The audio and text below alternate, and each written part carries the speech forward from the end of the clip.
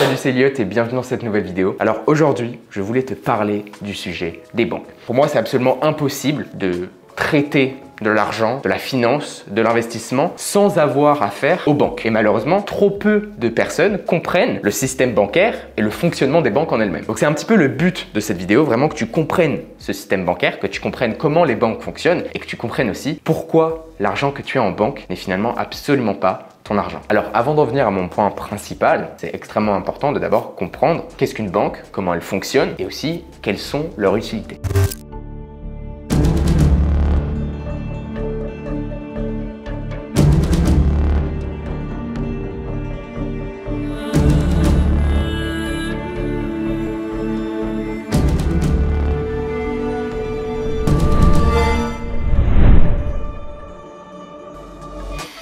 Alors, premièrement, une banque est un prestataire de services qui offre un service de transaction. Que ça soit virement, donc envoyer de l'argent à quelqu'un d'autre, dépôt, donc vraiment déposer ton argent quelque part de sûr, des prêts, donc c'est-à-dire demander un prêt peut-être pour acheter une maison, peut-être pour acheter une voiture, peut-être un prêt à la consommation. Ou quatrièmement, tout simplement, des services de paiement. Donc avoir une carte bancaire, avoir un chéquier, enfin finalement avoir des services qui, comme je te le disais, facilitent les transactions au quotidien. C'est vraiment ça l'utilité principale d'une banque. Donc déjà là, tu devrais voir que l'utilité première d'une banque n'est pas de coffrer ton argent. Non, c'est un prestataire de service qui offre un service pour faciliter les transactions. Maintenant, la deuxième chose à savoir, c'est comment une banque génère de l'argent. Et ça, c'est tout simplement grâce à sa marge d'intérêt net. Donc comme tu sais, une banque offre des services de transaction. Donc ils accordent des prêts à des ménages ou des sociétés. Et justement, cette marge d'intérêt net, c'est la différence qu'il y a entre l'intérêt qu'ils reversent aux personnes qui leur donnent de l'argent. Donc en gros, l'argent que tu as en banque,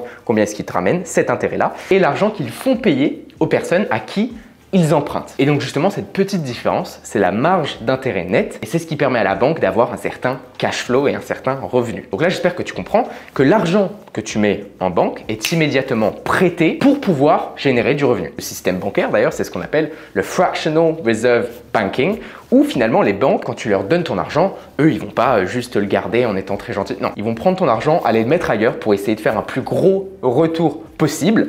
Ils ont leur Risk Management Department, donc leur département de gestion de risque, qui va essayer de faire en sorte de ne pas faire n'importe quoi. Mais bref, je pense que tu comprends la structure. Maintenant, si tu te poses bien la question et que tu mets de côté le fait que c'est une banque, et imagine que ça soit une autre institution qui n'a rien à voir, ou une autre entreprise qui n'a rien à voir. Beaucoup de personnes penseraient que ce Fractional Reserve Banking, c'est un peu un genre de scam à grande échelle. Je suis évidemment pas le seul à le penser, beaucoup de personnes le pensent. Et c'est pourquoi, pour ne pas que ça soit le Far West complet dans le système bancaire, on a ce qu'on appelle des Reserve Requirement Ratios. Alors ces Reserve Requirement Ratios, justement, assurent que la banque garde une partie, une fraction des dépôts qui sont mis en banque et prête seulement le reste. Donc, ce qui en fait donne une petite couverture de sécurité à toutes les personnes qui déposent leur argent parce qu'ils savent que finalement, pas tout leur argent est prêté non plus. Faut pas abuser. D'ailleurs, au passage, si tu es familier avec la politique monétaire, tu devrais savoir que ce sont les banques centrales qui vont décider justement de ce Reserve Requirement Ratio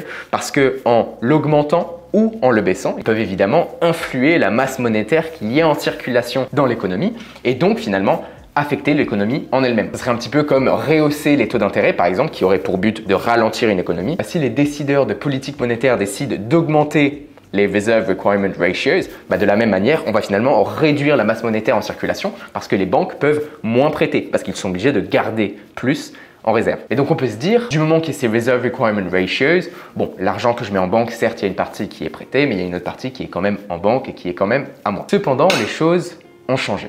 Okay. Comme tu peux voir ici, on est sur le United States Reserve Requirement Ratio qui nous donne justement cette réserve aux États-Unis et historiquement, ce ratio de réserve nécessaire était à 10%. Donc c'est-à-dire que si tu allais déposer 1000 $ en banque, la banque était obligée de garder 100 $ à ton nom. Puis après les 900 $ restants, ils peuvent évidemment les utiliser comme si c'était le leur et essayer de tirer un maximum de profit avec. Cependant, depuis la crise sanitaire qui a vraiment affecté l'économie globale, les banques centrales, dont la Federal Reserve, ont évidemment baissé les taux d'intérêt de manière très violente pour stimuler l'économie. Et quand les taux d'intérêt sont déjà à zéro, qu'est-ce que tu fais? Comme je te disais, tu peux utiliser les Reserve Requirement Ratios pour augmenter la masse monétaire en circulation. Et donc finalement, on peut voir ça. Historiquement, en effet, on était bien à 10%. Mais depuis 2020, les Reserve Requirement Ratios aux États-Unis sont tombés à 0. Oui, t'as bien entendu, 0. C'est-à-dire qu'aujourd'hui, aux États-Unis, tu peux aller déposer 1000 $, 1 million de dollars, 10 millions de dollars, bref, peu importe. La banque est littéralement un middleman et te dit merci beaucoup et va essayer d'aller faire un maximum de cash avec et à la fin te donner une cacahuète. Personnellement, je trouve ça absolument honteux et c'est pas seulement les États-Unis, on peut aller voir le Reserve Requirement Ratio en Europe qui, lui aussi, tu peux voir, est de 1%. Donc waouh, génial. C'est-à-dire que tu vas déposer 1000 € en banque, ils sont légalement obligés de garder seulement 10 €. Okay. Les 990 € restants vont être utilisés pour essayer de faire un maximum de cash et encore une fois à la fin te donner une cacahuète. Donc il faut bien que tu comprennes que les banques sont pratiques parce que comme je te disais, ils facilitent les transactions, le fait de faire des virements, des prêts, des solutions de paiement, mais en aucun cas garder son argent en banque est quelque chose qui devrait dans notre tête être safe. Absolument pas, d'accord? Premièrement, l'argent qu'on a en banque, comme je viens de te l'expliquer, n'est pas considéré comme ton argent. Et en tant que client de la banque, on est complètement à 100% dépendant finalement des décisions de la banque. Parce qu'il faut bien que tu comprennes que la banque elle-même a son portfolio d'investissement avec tout l'argent qui n'est pas le sien, une partie qu'ils vont prêter pour avoir des intérêts, une autre partie qu'ils vont aller investir pour aller essayer de faire un retour. Et donc comme je te dis, on est 100% dépendant du Risk Management Department de cette banque. Et s'ils font n'importe quoi, bah, on ne peut pas faire grand-chose. Et puis récemment, je pense qu'on l'a vu avec la chute de la Silicon Valley Bank, First Republic, Crédit Suisse. Okay, dans beaucoup de cas, si on regarde plus attentivement, on peut voir que leur gestion de risque était juste mauvaise. Et en tant que client de la banque, bah, finalement, on a cette même gestion de risque, même si on ne le voulait pas. Donc après, pour, on va dire, peut-être 80% des ménages, ce problème-là, ce risque-là n'est pas si grand dans le sens où, en Europe, aux États-Unis, on a des assurances sur les dépôts. Et c'est d'ailleurs cette assurance sur les dépôts qui permet aux banques de prendre leurs aises et de finalement prendre des risques. Donc il faut savoir que ces assurances sur les dépôts en Europe sont capées, donc limitées à 100 000 € par compte. Et aux États-Unis, c'est 250 000 $. Donc évidemment, ces assurances sont mises en place pour que les personnes ont confiance évidemment dans le système bancaire, sinon les gens mettraient leur argent sous le matelas et c'est pas forcément le but. Mais le problème vient pour n'importe quel individu qui a su masteriser ses finances personnelles, ses investissements ou tout simplement des institutions qui finalement ont plus que 100 000 €, ont plus que 250 000 $.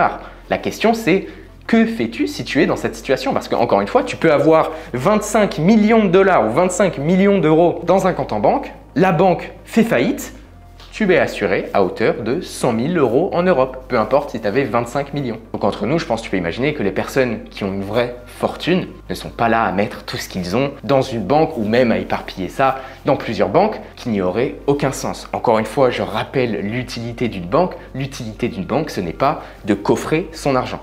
Et c'est pourquoi les plus grandes fortunes de ce monde, les institutions, mais aussi les gouvernements, utilisent ce qu'on appelle des cash equivalents, donc des équivalents au cash, qui va leur amener une sécurité bien plus importante qu'avoir son argent dans une institution bancaire, et aussi avoir des retours qui sont bien plus importants qu'avoir son argent dans des institutions bancaires, parce qu'on n'a pas le middleman, on n'a pas la personne au milieu qui vient prendre sa commission. Non, les personnes aisées, les personnes qui ont un vrai patrimoine sont propriétaires de leur cash. C'est d'ailleurs quelque chose que je couvre en détail dans le Smart Finance Pro. Le Smart Finance Pro qui sera disponible ce mercredi 21 juin, où justement il y a un module complet sur le système bancaire, son fonctionnement et justement comment utiliser ces cash equivalents pour avoir des retours bien plus intéressants sans les risques associés aux banques. Moi-même, dans ma fortune personnelle, tout ce que j'ai en cash, on va dire que 90% est en cash equivalent, n'est pas en cash en banque. Alors certes, j'ai de l'argent en banque, de l'argent dont j'ai besoin pour des transactions de tous les jours, mais en termes de pourcentage de ma fortune personnelle, ce cash-là représente vraiment une petite partie. Parce que encore une fois, je sais que l'argent en banque n'est pas ton argent. Et comme je te dis, ce n'est pas seulement moi, mais en étudiant toutes les plus grandes fortunes de ce monde et les sociétés, tu peux imaginer que Apple ne garde pas 200 milliards de dollars à la Société Générale qui génère des intérêts de malade pour la banque et eux reçoivent absolument rien. D'accord? Ce n'est pas comme ça que le monde marche. En tout cas, j'espère sincèrement que tu auras trouvé de la valeur dans cette vidéo parce que comme je te dis, malheureusement, avant même de devoir parler de la finance, de l'investissement, du trading, bah, finalement, les banques, c'est quelque chose d'extrêmement important et donc quelque chose que je voulais te partager. Sur ce, n'oublie pas de garder en tête la date du mercredi 21 juin 2023. Je te mettrai tous les liens dans la description. Sur ce, c'était Elliot. Je te souhaite une excellente fin de soirée. Ciao, ciao.